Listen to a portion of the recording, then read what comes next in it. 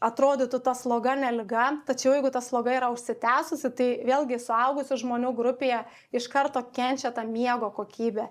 Tai jeigu jūs pastebit, kad jau daugiau negu 3 savaitės sunku jums yra užmigti, kad ta nosis yra užgulusi, tai verta yra susirūpinti ir kreiptis, nes kai kurių net ir lėtinių slogų gydymas nebūtinai yra medikamentinis, jeigu neveikia, kai kada yra ir efektyvių ir chirurginių gydymo metodų.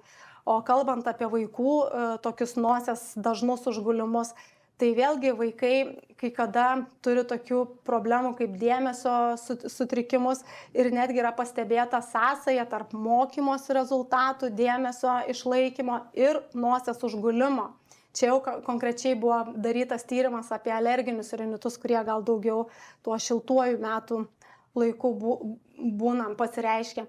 Taigi kontroliavimas tų alerginių rinitų ar kitų slogos rūšių gali padėti netgi pagerinti ir mokymosi rezultatus vaikų grupėje.